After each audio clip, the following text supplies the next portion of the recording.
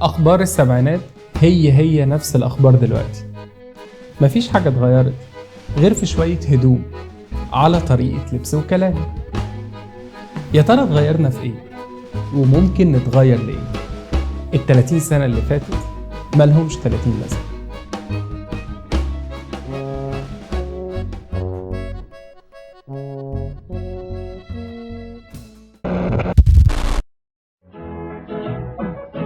سيداتي آنساتي سادتي، حلقة جديدة وصفحة جديدة من هذا البرنامج.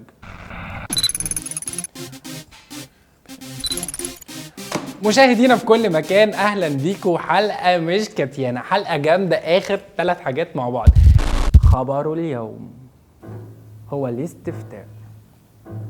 هيتوجه اليوم أكثر من 10 ملايين ناخب على مستوى محافظات الجمهورية، لأننا دولة ديمقراطية.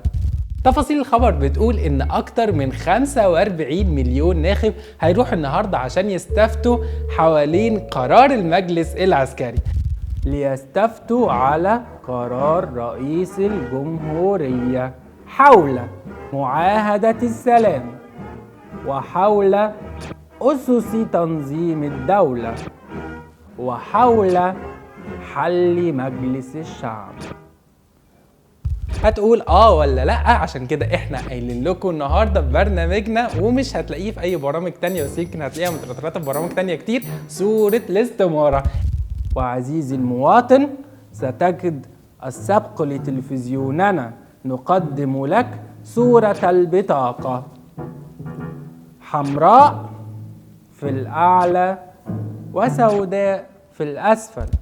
الاستمارة معانا هتلاقيها خضرة على ايدك اليمين، وسوداء اكيد هتلاقيها طبعا على ايدك الشمال. حمراء في أوافق، وسوداء في خانة لا أوافق. وعلى رأي المثل عزيزي المواطن، لا نبكي على اللبن المسكوب.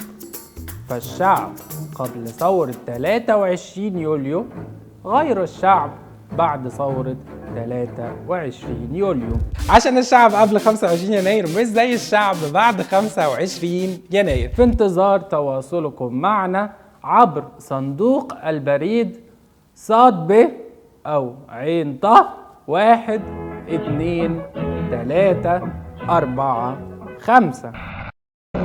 والله أنا مش عارف نقول ولا نقول لا. الاستفتاء هو من 30 سنة ما اتغيرش. أوافق يا خضرة وشريفة أو حمرة وجميلة، ولا أوافق بتحتل دايما السواد الأعظم. اللي كان عايز يقول لا في الاستفتاء ده كان خايف من سيطرة الإخوان أو فلول الحزب الوطني على مجلس الشعب، وبالتالي هيطلع الدستور في وضع غريب. ولكن الإخوان طمنوكم وقالوا لكم احنا مش عايزين غير 35% بس من المقاعد، وكمان ما بنسعاش للسلطة. ولكن ايه اللي بيحصل؟ يا ترى انت قلت ولا قلت لا؟ قلت عشان سكتك تبقى خضرة في الخانة الخضرة، ولا قلت من 30 سنة في الخانة الحمراء وبقت حمراء؟ مش عايزين كمان 30 سنة نقول ال30 سنة اللي فاتوا مالهمش 30 لازمة.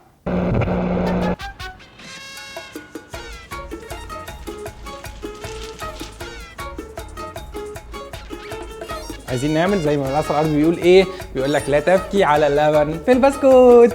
اللي كان عايز يقول لا في الاستفتاء ده كان خايف من سيطرة المنتبهات والمنتبهين والحارسات حوالين قرار المجلس العسكري حول سوري ممكن نروح نكمل.